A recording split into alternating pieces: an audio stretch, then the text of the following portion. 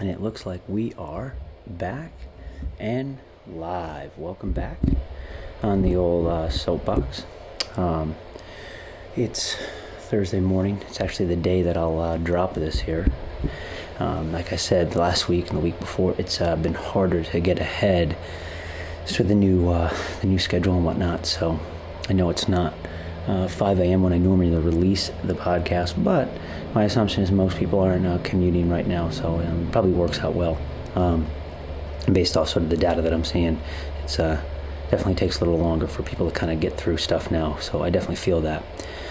I think that a few things. One, I would love to just say thank you to everyone that listens to the podcast, that gives feedback. I really do appreciate it. And like I said, I started this, a long time ago. We're about 40 episodes in, and I started this just to fill a void, something I always wanted to do, and I wanted to undercommit and possibly over-deliver with consistency, and also just like with what the podcast is. And I didn't want to say we're going to have guests all the time or things like that, just because the way my life works, it's unrealistic. And in order for me to be consistent, I knew that it had to be me on my own schedule at obscure times. It's either really late at night or early in the morning. So, and I've been able to do that. So I appreciate for those of you guys that listen out there, and we're going to keep it going. I'm actually going to turn some part of the basement down into a little area where I can have a nice little setup for this, and make it a little nicer for those of you guys that are watching on YouTube and the video stuff. But I think it'll make the sound a little better too. Last week we talked about, I sort of introduced the phases of this transition that we're in, and we're right in the middle of it from a how we're dealing with so the COVID-19 from a gym perspective. And there's a lot of people out there doing all sorts of stuff. And I'll give you this: I'm going to do a roundtable next week with a handful of affiliate owners from the area. And then I'm going to also moderate a panel for Reebok as well, a bunch of fitness professionals. So I think I'm going to let this lie here, because this is not the purpose of this episode, but listen to a lot of people, and anyone that says there's one way to do something, I think it's concerning. Anyone that says this is the only way or this is the right way, I would be concerned. And what I mean by that is like we talked about, there's all sorts of ways you could have handled the gym closure, to your memberships, to the transition now, and then you will have opportunity in the transition out, and to from your memberships to your employees, and it's fully up to you guys. And I think that as long as guiding tenets are there, that's important, that when you care about your employees and your coaches, your people, and you're fully communicating and transparent with your community. And I think with that said, I think you're going to be doing the right stuff, whatever the actual action might be. So be wary of people telling you what to do and how to do it. And if you're in the trenches out there, I get it.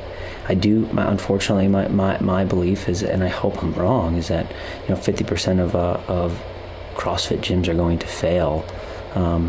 And I would say that's probably not just CrossFit gyms, boutique fitness, from your Orange Theories and things like that. Depending on the longer this lasts, and it's just simple math. It's not the fact that anyone is a bad person or a bad business person, but it just becomes a mathematical equation, unfortunately. And I wish that wasn't the case, because I really think it's going to dramatically affect what I love and what I do, and people that I love and people that I work with. So unfortunately, it's like this very weird thing is that, for people that are responsible, it's like, okay, we get it, we have to do our part.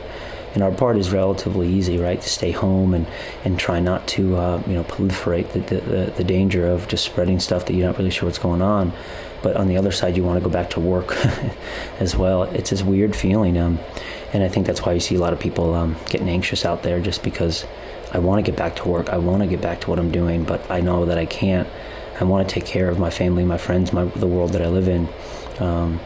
So it's a very strange place, and my heart goes out to everyone out there. And for my parents out there with the kids and working full time, I feel you. I just worked out, and I tell you, it was and I wrote this in my Instagram this morning. It said like, consistency is the only thing sometimes that gets me through from a disciplinary perspective. And what I mean by that is like, it really, if I say I'm going to wake up at 4:45 every morning and I'm going to work out, and I already have a new routine of brushing my teeth, putting my contacts in, going downstairs, feeding the dog, going to the bathroom, putting my headphones in, turning the lights on, it's a ritual, and then I don't break, because if I break it makes discipline so much harder. So I just try to be consistent, and there's not many mornings where I wake up feeling great. There's not many mornings where I wake up I'm ready to, crush this workout at 5 a.m.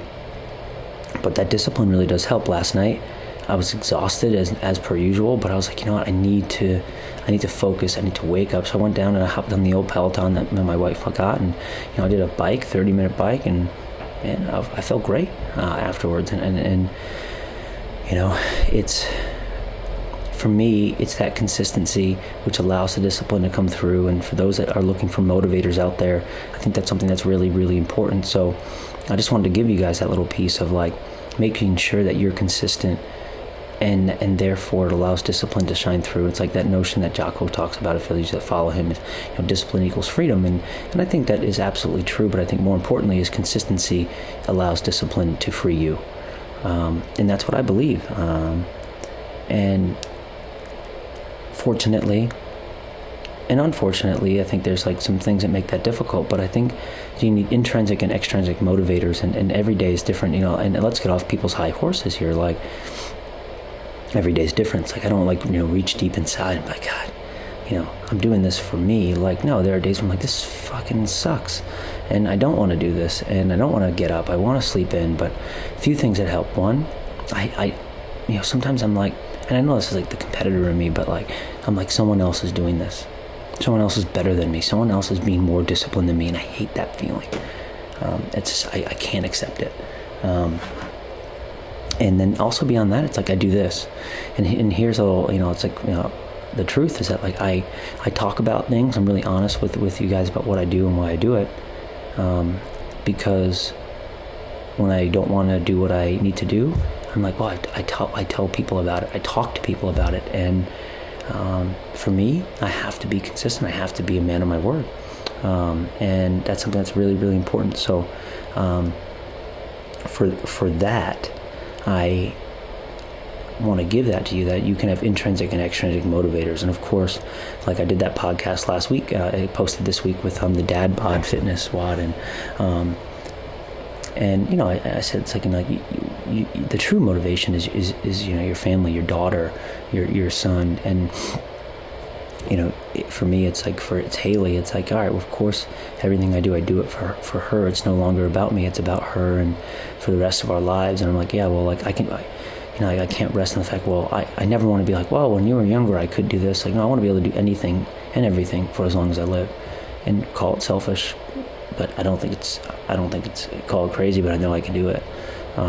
And for me, that motivates me as well. But there are times I'm not thinking about that at 4 a.m. So let's just be honest and help each other out there.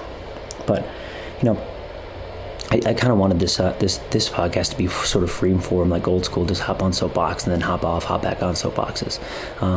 And I think a few things I wanted to hop on. It's I think there's this proliferation of people out there right now. It's funny, everyone's on social media, right? And everyone now has become sort of a helpful person, tips and tricks, and and it's funny because I read that book by Malcolm Gladwell, Talking to Strangers. And I just read a quote. It's essentially the quote boils down to, the truth bias, where we default to truth, where we trust everyone, is something that leads to pain, and because we get betrayed or people do awful things. But the alternative of trusting no one is toxic and can ruin our culture.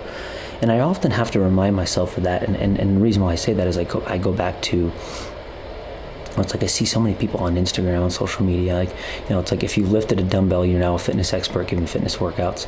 Now that you work from home, you're a work from home expert, give some tips. You've eaten a salad in your life, so now you're a nutrition expert.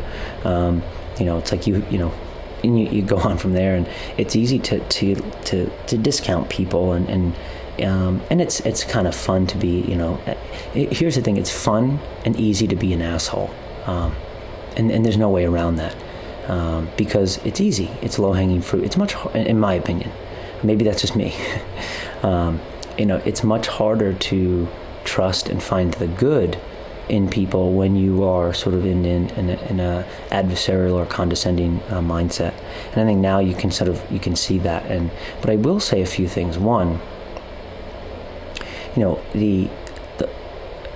I wish sometimes that we learned from people that have lived a long time. And what I mean by that is sometimes, you notice how sometimes the quietest people out there are often the ones that you really would be well served from learning from, and not necessarily older, but people with experience. And I'll take my wife for example. My wife's been working from home for, almost like 4 years now, consistent. And I told her, I was like, man, I told my wife, and she rolled her eyes and walked away. And she was like, I was like, you should be the one telling people, giving advice on how to work from home. She goes, I'll never do that. And it's, she's like, she goes, what works for me works for me. And it might not work for other people, but, and it's, I think it's so funny. I'm like, so I think that's something to be mindful of. If someone is giving you all of this advice, well, what is their pedigree? What do they do? And oftentimes, and as I'm sitting here on a podcast talking about advice, question me, I guess, but like, what are they doing? And so maybe look to others, look to other things. I try to observe, for example, like I look at what my wife does and how she does it and what works for her. Some things won't work for me, but there's a lot of little things there. And I think that's something that, it's like, what are we looking for there? And, so before I move on from that little topic, what's the big takeaway that she does well? She has a closed room.